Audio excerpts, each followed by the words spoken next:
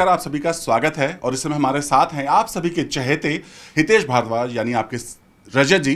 बहुत बहुत स्वागत है आपका। Thank you so much. Thank you. Hitesh, हम इसलिए आपसे मिलने आए हैं क्योंकि जो चल रहा है वो ऑडियंस को भी नहीं पसंद आ रहा है। नहीं, मैं समझ सकता हूँ वो मतलब मैं मेरी कल आपसे जब फ़ोन पे बात हो रही थी तो मैंने आपको यही बोला कि कई कई सारी चीज़ें जो हमारे हाथ में नहीं होती हैं, कई बार हमें नहीं पता होता कि क्या होने वाला है और क्या नहीं होने वाला है। एंड मैं उसी प्लान के अकॉर्डिंग, जो डिवाइन प्लान है, मैं उसी अकॉर्डिंग काम करता हूँ।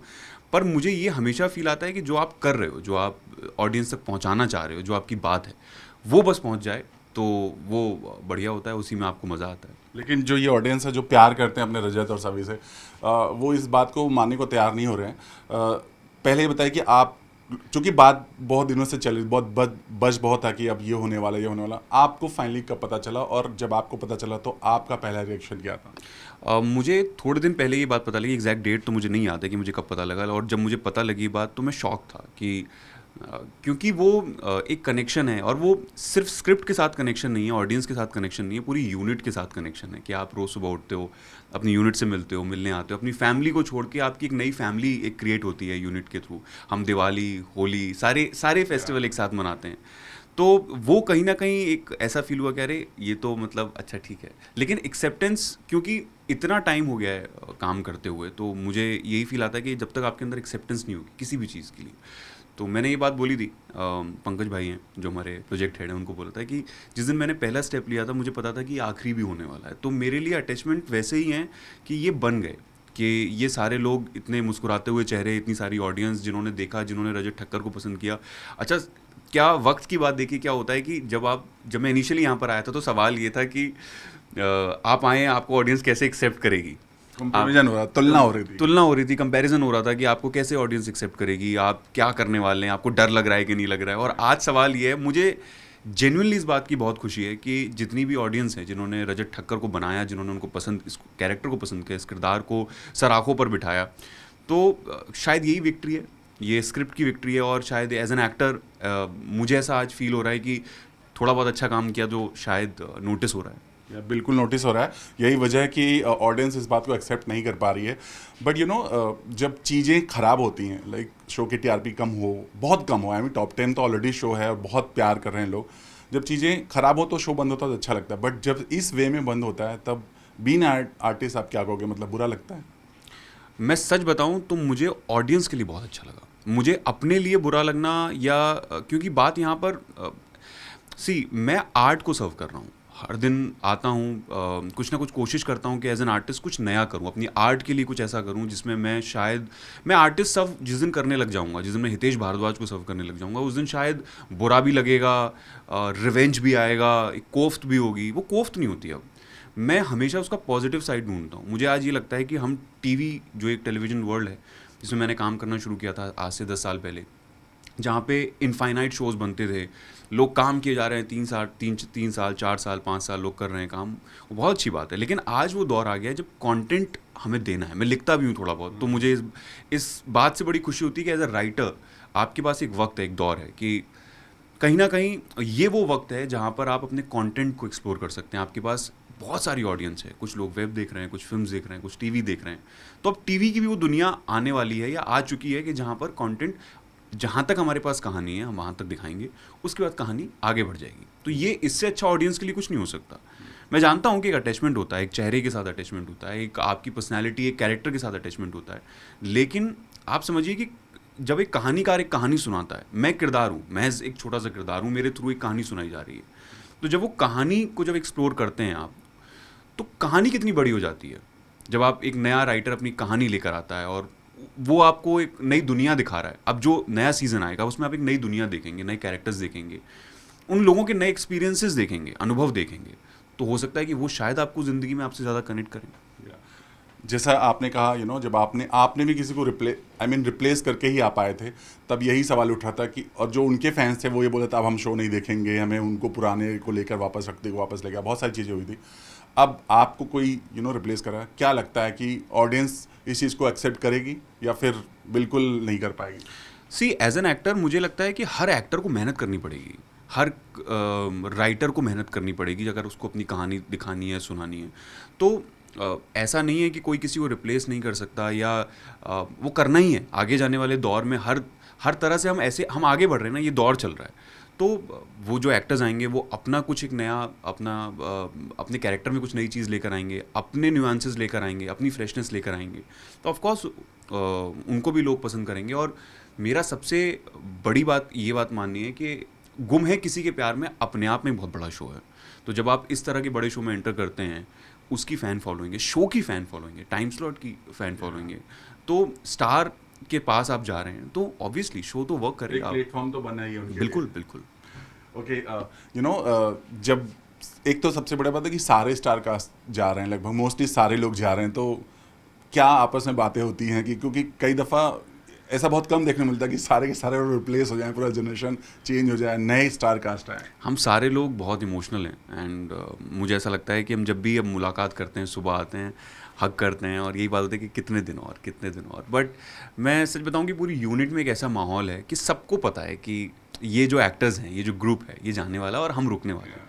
तो पता नहीं, मैं सबको देखता हूँ, सबसे मिलता हूँ, मुझे एक हल्का सा एक इमोशंस नज़र आते हैं, इमोशनल फीलिंग नज़र आती है। एंड आई एम श्योर कि लास्ट डे जब हमारा होगा तो हम सारे लोग रो रहे होंगे एंड वो आंखों में आंसू आ ही रहे होंगे, और बाकी जितने भी लोग हैं, जितनी भी यूनिट है, क्योंकि इस यूनिट के साथ एक अलग तरह का प्यार, एक अलग तरह का अटैचमेंट डेवलप हुआ।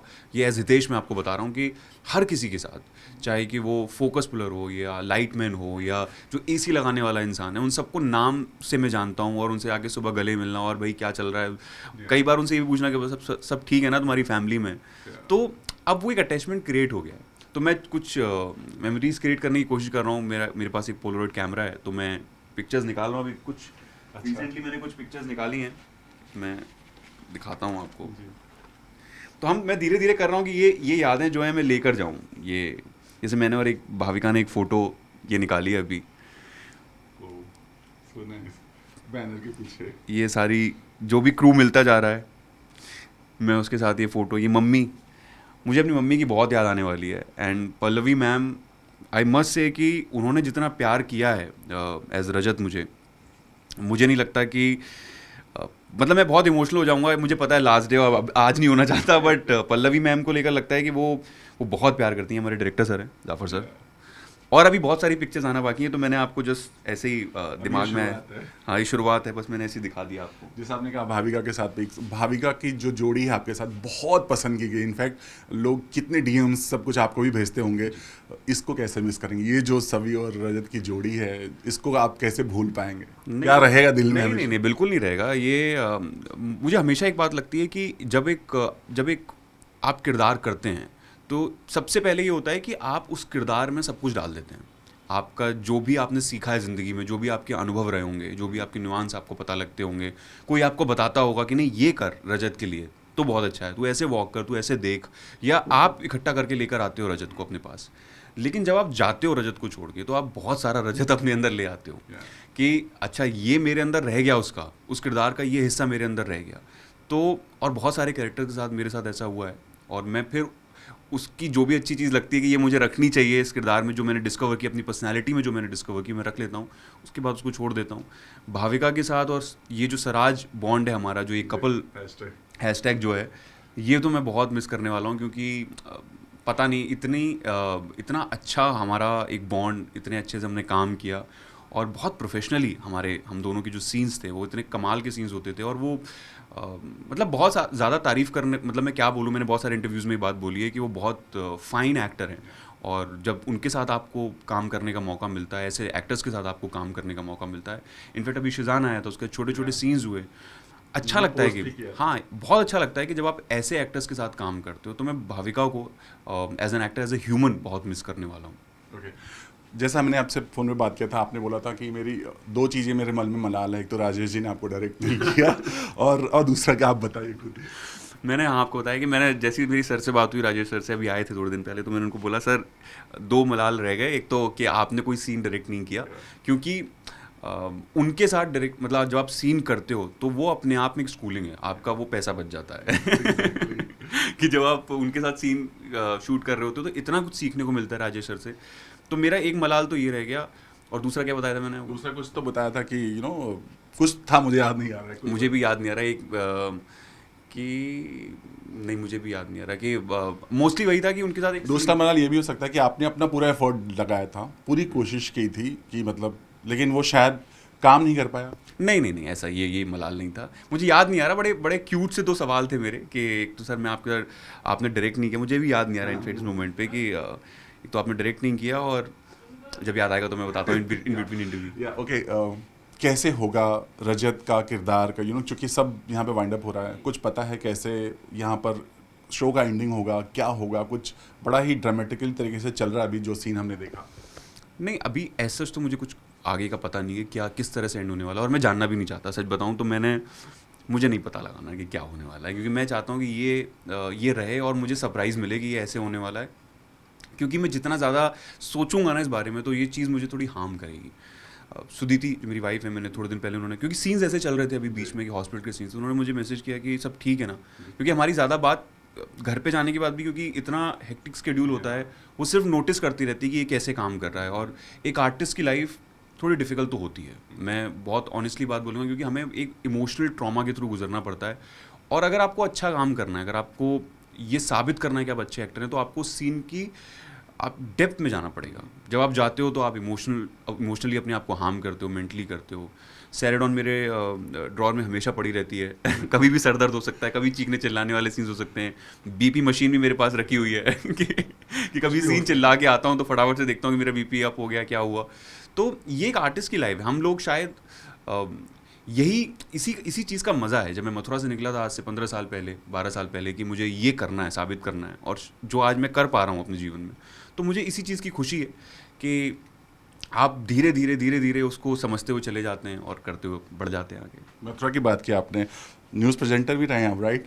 वहाँ से एक्टर की जो जर्नी रही, हम भी जानना चाहेंगे आपसे, कैसे टर्न आया, क्या कुछ हुआ, ये लाइन छोड़ के आपने एक्टिंग में कैसे कैसे आप, ये लाइन आपके लिए सुटेबल लगी, आपको लगा ऐसा? ये मतलब बहुत लंबी बात हो सकती है इस बारे में, बट मैं इतना ज़रूर कहूँगा कि मैं मथुरा में था और मैं वहाँ पे मिमिक्री किया करता था, मिमिक्री आर्टिस्ट था मैं, कॉमेडी किया करता था, स्टेज किया करता था, बहुत छोटा था।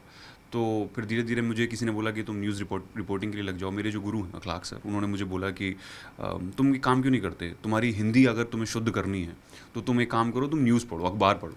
तो अखबार पढ़ता था। अखबार इस तरह से पढ़ा मैंने कि उन्होंने बोला कि तुम्हें तो न्यूज़ रिपोर्टर बनना चाहिए। तो वहाँ के लोकल चैनल में मैं न्यूज़ रीडर की तरह लग गया। रिपोर्टिंग भी मैंने कई साल की। फिर मुझे आरजेइंग की अपॉर्चुनिटी मिली फर्स्ट टाइम 92.7 बिग एफएम के थ्रू, एंड वो मेरे लिए बड़ा एक चेंज रहा, मेरी लाइफ का बड़ा चेंज ओवर रहा। बिकॉज वहाँ पे लोगों ने मुझे बोला कि यार तुम तो लिखते भी अच्छा हो, और मैं बहुत छोटा था, मतलब आई थिंक 17-18 साल का रहूँगा उस टाइम पे मैं, और मुझे बोला कि तुम लिखते भी बहुत अच्छा हो, तुम बोलते भी बहुत अच्छा हो, थोड़ा बहुत दिखने में भी ठीक ठाक हो। तब मुझे नहीं लगता था बट वो दिखने में ठीक ठाक हो, जाओ मुंबई। तो मैं मुंबई आया तो मैं एक्टिंग के दिमाग में तो था, लेकिन मुझे आइडिया ही नहीं था कि मुझे करना क्या है।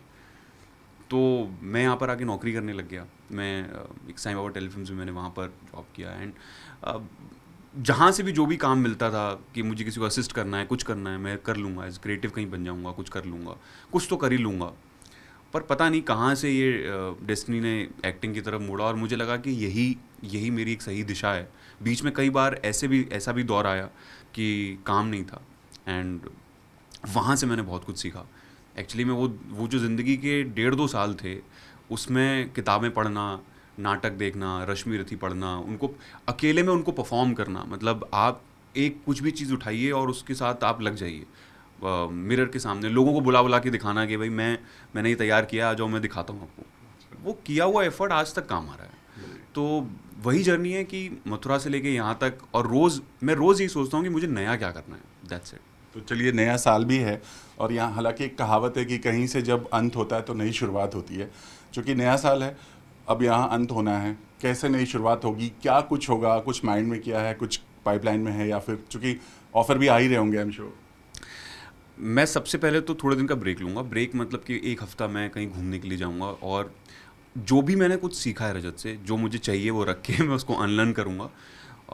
जो हितेश है, कहीं ना कहीं आप क्योंकि डेली एक ही कैरेक्टर प्ले करते हो, तो वो आपके अंदर इस तरह से इन्वॉल्व हो जाता है, इंडल्ज हो जाता है वो कैरेक्टर, कि आपको कई बार लगता है कि मैं कई बार ऐसे बात भी कर लेता हूँ कि क्या हुआ, तो मुझे समझ में नहीं आता रजत बात कर रहा है कि हितेश बात कर रहा है। तो लोगों ने मुझे थोड़े टाइम पहले एक बात बोली भी है कि यार आप थोड़ा रूडली बात कर रहे हो।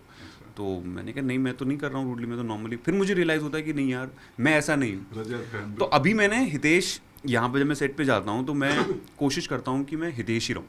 फिर जब कैरेक्टर आएगा रजत तो मैं कर सकता हूँ आराम से, लेकिन इनिशियली जब आप पूछेंगे बाकी सारे लोगों से तो मैं ज़्यादा किसी से बात नहीं करता था नॉर्मली अपने उस कैरेक्टर में, क्योंकि आपको समझ में नहीं आता। तो अभी तो नए साल का यही प्लान है कि मैं थोड़ा बहुत घूमूँ, फिर उसका अच्छा काम ढूंढूँ। आपकी जितने भी ऑडियंस है जो इस वक्त देख रही है, जो भी व्यूअर्स हैं, फैंस हैं, मैं उनसे रिक्वेस्ट करूँगा प्लीज़ प्रे करो यार, कुछ अच्छा काम मिले, कुछ अच्छा, कुछ ज़िंदगी में कुछ अच्छा कर पाऊँ, या मैं वो सेटिस्फेक्शन लेवल क्रिएट कर पाऊँ खुद में कि मैं कुछ कर रहा हूँ लाइफ में। That is most important. कुछ बताया गया है कि लास्ट डेट कब होगा, क्या होगा, कुछ अभी तक आइडिया दिया गया है? जनवरी एंड, हाँ जन एंड में ये हो जाएगा। ओके, जैसा आपने कहा लास्ट दिन में बहुत रोने वाला हूँ, और कुछ जो नहीं, ऐसा नहीं बोल रहा हूँ कि मैं रोने वाला हूँ, ये आई मीन बहुत इमोशनल होने वाला है वो मोमेंट, क्योंकि आपके लिए नहीं सबके लिए होने वाला है, क्योंकि ये कोई एक्सेप्ट नहीं कर रहा है, राइट? तो ये होना ही है, इमोशनल तो लोग होंगे ही, आप नहीं होंगे तो सेट पे सारे लोग होने वाले हैं। और जो पूरी स्टार कास्ट है उनके बारे में आप क्या कहना चाहेंगे? देखिए, मैं बिल्कुल, ये तो आपने बहुत सही बात बोली कि सारे लोग इमोशनल होने वाले हैं, और मैं ये बात दिमाग में नहीं डाल रहा हूँ कि मुझे इमोशनल, क्योंकि मैंने हर सेट पे किया है, जब कोई रो रहा होता है तो मैं जाके उसको हग कर लेता था। अबे ठीक है ना, नई नई नई दुनिया मिलेगी, नए लोग मिलेंगे, और हम तो हैं ही यहाँ पे साथ में। बट यहाँ मुझे ऐसा लग रहा है कि शायद मुझे संभालने की ज़रूरत पड़ेगी, क्योंकि समझ में नहीं आ रहा है कि क्या क्या होने वाला है। तो मैं अगर शुरुआत करूँगा भाविका से, तो भाविका के साथ आपको पता ही है क्या किस तरह का बॉन्ड है एंड किस तरह की केमिस्ट्री है, सारे लोगों को पता है। लेकिन जो ऑफ स्क्रीन और भी कैरेक्टर्स हैं, जैसे मेरा अमन के साथ बहुत अच्छा बॉन्ड है, जो मेरा दोस्त प्ले करता है, वरुण। तो हम दोनों साथ में इसी रूम में खाना खाते हैं, और ये डे वन से है। जब मैं अमन से फर्स्ट टाइम मिला था, और आज तक ये रूल है कि अभी जैसे ब्रेक होगा दोनों का भाई किधर है, भाई किधर है, दोनों हम साथ में खाना खाते हैं। ये बहुत रेयर होता है कि मैं ऐसे, मतलब खाना का फूड शेयर करना। एंड बाकी सारे जितने भी मैंने बोला, Bhagyashree ma'am, Pallavi ma'am, Isha ma'am, Shantanu sir, Lucky, Riddhi, Tara, Mrinmayi, सारे लोग, आशका, जितने भी कैरेक्टर्स अभी हम सब सेट में मिलते हैं, तो एक बॉन्डिंग है सबके साथ। आशका के साथ भी मजाक हो जाता है, रिद्धि, तारा, मृण्मयी, ये सारे ये कैरेक्टर्स हैं, इनको डेवलप होते हुए देखा है सामने, तो बड़ा अच्छा फील होता है। और सबके साथ एक ऐसा बॉन्ड है। इनफैक्ट ये तो हमारी टीम की बात हो गई, प्रोडक्शन टीम हो गई। जीतू जी हमारे कैमरामैन हैं, शैलेश सर है, तो पंकज भाई हैं, ये जाफर सर, पूरी यूनिट, पूरी कास्ट, और सबके साथ वो एक बॉन्ड, वो क्रिएशन, पता नहीं, मैं बहुत मिस करने वाला हूँ, मैं पता नहीं क्या बोलूँगा इस बारे में, बट सबकी बहुत याद आने वाली है हर दिन। एक चीज़ मुझे बड़ा अच्छा लगा आपके रूम में, हर जगह कोट, बुक्स, थोड़ा हमें बताइए क्या क्या रखा है आपने, क्योंकि आई थिंक कुछ दिन बाद ही हमें नहीं नजर आएगा, बट थोड़ा बता दीजिए मुझे कहाँ का। रूम अभी थोड़ा सा खराब है, आप एकदम से आप आए और मैंने बोला भी आपको कि थोड़ा सा ठीक कर लेता हूँ, बट आपने बोला वहाँ बताइए, वहाँ से देखिए, ये जिद्दी है, विद्रोही मन मेरा, बस सोचता है चल देता है। ये मुझे किसी ने गिफ्ट में दिया था, और शायद उनको ये लगा होगा कि मैं थोड़ा विद्रोही किस्म का इंसान हूँ, क्योंकि मैं शायद ज़िंदगी में वही चीज़ कर पाया हूँ जिसका मेरा मन है। मैंने आज तक कभी वो काम नहीं किया है जिसमें मेरा मन नहीं लगता। मैं जहाँ भी मन नहीं लगता तो मुझे समझाना पड़ता है, एक बच्चे की तरह मनाना पड़ता है कि नहीं, कर लो, अभी ये इस वक्त के लिए सही है। लेकिन मैं कोशिश वही करता हूँ कि जो मेरा मन करे वो मैं करूँ, और मैं सबको ये कहना चाहता हूँ, जो भी आपका मन करे वही करिए। मंटो मेरे फेवरेट राइटर हैं। जयशंकर प्रसाद की यादगार कहानियाँ, सत्यजीत रे यहाँ पर रखे हुए हैं। रे के बिना आशीर्वाद के तो कोई काम हो ही नहीं सकता। न्यूमरोलॉजी मत देखिए आप लोग, मैं बस ऐसे ही ले आया था कि मैं कुछ पढ़ने की कोशिश करूँगा। बहुत पुरानी किताब है, एल पचिनो, आपको पता ही है कि ये। बाकी ये कुछ पिक्चर्स हैं, ये आप देख सकते हैं। टैक्सी ड्राइवर मेरी फेवरेट फिल्म है, और रे का सिनेमा मुझे बहुत पसंद है। रॉस मेरा फेवरेट कैरेक्टर है, ला ला लैंड मेरी फेवरेट फिल्म है, पल्प फिक्शन, पिंक फ्लॉयड। सो मैं अपने रूम, मंदिर भी है एक छोटा सा, आप चाहें तो मेरे गन्नू को भी दिखा सकते हैं, किताब पढ़ते हुए गणेश जी। ये मेरी मदर इन लॉ ने मुझे गिफ्ट किया था। और रजत के बारे में, रजत ठक्कर, ये तो खैर किरदार है, ये किरदार आपका अपना है, और मुझे नहीं पता कि इसको कैसे रिक्रिएट किया जा सकता है, क्या बनाया जा सकता है। सो रजत, फाइनली आइए इधर आइए। मेरा सवाल ये था कि किसी भी चीज़ को गुड बाय करना बहुत मुश्किल होता है। हालांकि धीरे धीरे लोग सोशल मीडिया, जैसे अभी शिजान ने किया और आपने उसमें भाई करके अपना इमोशन हार्ट दिया था, बहुत मुश्किल होता है जब इस तरह चीज़ें छोड़ना पड़ता है। मतलब उम्मीद नहीं होती, क्योंकि हमने और लोगों से बात की, उन्होंने बोला कि हम तो सोचे भी नहीं थे, मुझे लगा था कि कम से कम 1 साल तो और जाएगा, तो थोड़ा मुश्किल होगा। मुश्किल तो होगा, मुझे लगता है कि बॉन्ड के हिसाब से, क्योंकि जिस तरह से आप हमारे साथ बॉन्ड करते हैं, हम बाकी लोगों के साथ बॉन्ड करते हैं, और तब शायद वो बॉन्ड आपको नज़र आता है। तो मुश्किल तो होगा। मैं ये कह सकता हूँ, इतना ज़रूर कह सकता हूँ कि बाकी सारे शोज़ में शायद इतना मुश्किल नहीं हुआ होगा, इसमें होगा, क्योंकि ये एक बड़ा दिल के करीब रहा ये शो, और इस टीम के साथ इतने खूबसूरती के साथ, इतने प्रोफेशनलिज्म के साथ हमने काम किया, जहाँ पर हंसते मुस्कुराते हुए घर पे भी गए जो, और पूरी टीम, मतलब मैं जहाँ से भी तारीफ़ करना, जिसकी भी करना शुरू करूँ वो कम है। In fact Rajesh sir, Pradeep sir, Pankaj भाई, मतलब जो हमारे प्रोजेक्ट हेड हैं, शायद ऐसी टीम मिलना बड़ा मुश्किल है वापस से, तो तकलीफ इस बात की ज़रूर होगी, लेकिन फिर से करेंगे काम, फिर से अच्छा करेंगे। हम भी उम्मीद करेंगे। लास्टली चलते चलते कोई मोमेंट याद आ रहा जो आपके जहन में हमेशा रहेगा, वो भूल नहीं सकते इस सेट का, चाहे वो स्पेशल मोमेंट हो, बिहाइंड द सीन हो, या कुछ आपका पहला शॉट हो, या फिर आखिरी शॉट हो, कुछ जो कभी नहीं आप भूलने वाले? देखिए, ये मैं ज़रूर आपके साथ शेयर करूँगा, और आई थिंक ये बड़ी अच्छी बात है कि आपने सवाल पूछा। एक सीन था जिसमें रजत को भीगना है, और ये फर्स्ट टाइम मेरे करियर में पहली बार ऐसा हुआ कि मैंने ये जो भी आपको किस्सा सुनाने जा रहा हूँ। तो सीन ये था कि रजत भीगते हुए आता है शराब पी के, और वो शराब की बोतल तोड़ता है, और सड़क पे बारिश होना शुरू होती है, और वो 3 पेज के मेरे डायलॉग्स हैं, और वो बोलता है कि हाँ, मुझे माफ़ी मांगनी है। आपने शायद देखा भी होगा, सभी के साथ एक सीन है जिसमें वो उसके पैरों में गिर के उससे माफ़ी भी मांगता है, सारे कह रहे मेरा बच्चा था, मैंने इसलिए किया, कियान के लिए किया वो मुझे। तो हमने रिहर्सल की, और जो हमारे डायरेक्टर सर हैं जाफर सर, उन्होंने बोला यार वाह, बढ़िया बढ़िया, अच्छा हो गया। बड़ा रेयरली बोलते हैं वो, लेकिन उन्होंने उस दिन बोल दिया कि बड़ा अच्छा हो रहा है। मैं भी एकदम कॉन्फिडेंस में कि ये तो हो गया। तो मैंने कहा सर ये इतना ही सीन है, तो ये तो हो जाएगा, हमने 10 बजे शुरू किया था। तो कहते हाँ हाँ ठीक है शुरू करते हैं। अब हुआ जैसे ही हमने रिहर्सल की थी बिना बारिश के, तो जैसे ही मैं उतरा, बारिश उन्होंने स्टार्ट की, और जैसे ही बारिश हुई, अब रात का टाइम है, ये कुछ 1 महीने पहले की बात है, रात का टाइम है, और हवा चल रही थी वहाँ पे, और उन्होंने मेरी ब्लेज़र वगैरह सब उतरवा दिया था, सिर्फ शर्ट में था मैं। तो जैसे ही बारिश गिरी, और मैं डायलॉग तो छोड़िए, मतलब मैं जो बोलना भी चाहता हूँ, मैं ऐसे cut cut cut cut cut, तो 3-4 लोग कंबल वम्बल लेके आए, उन्होंने ऐसे कहते हैं सर एक बार बैठना, तो उनको लगा कि अभी नया नया मतलब बारिश है तो हो जाएगा। फिर सीन ट्राई किया, फिर नहीं हुआ। तीसरी बार किया, फिर नहीं हुआ। चौथी बार किया, फिर नहीं हुआ।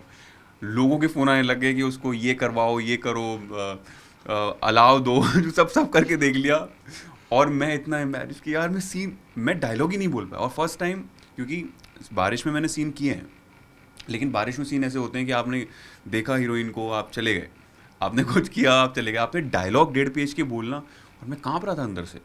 तो ये सबके लिए बड़ा फ़नी मोमेंट था। मैं थोड़ा इरिटेट भी हुआ, तबीयत भी ख़राब हुई, लेकिन ये मैं गुम की मेमोरी हमेशा याद रखूँगा कि वो सीन मैंने लास्ट में भी बोला, मैं ऐसे नहीं परफॉर्म कर पाया जैसे मैं करना चाहता था, क्योंकि मुझे ठंड लग रही है, आपने गर्म पानी नहीं हो सकता, कुछ हवा चल रही है वहाँ पे।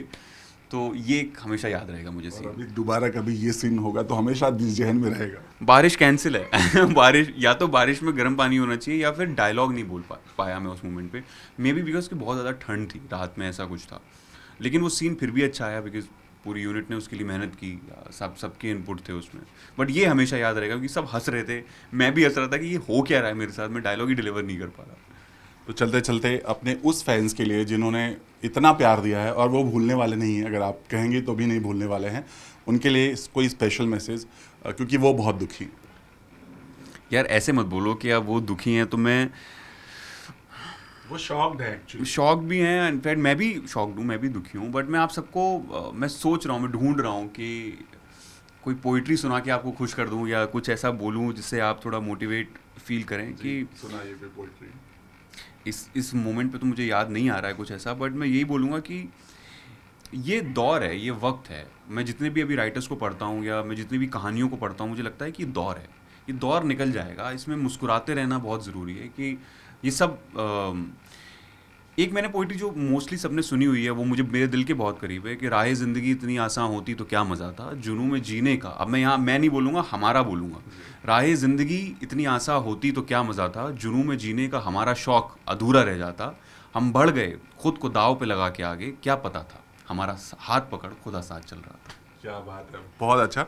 और उम्मीद करते हैं कि आप इसी तरह से फैंस का हाथ पकड़ के आगे बढ़ते रहें और इसी तरह से अपनी मंजिले पर अपने डेस्टिनेशन पर पहुंच रहे हैं। Thank you so much and all the very best. Happy new year sir. Thank you so much.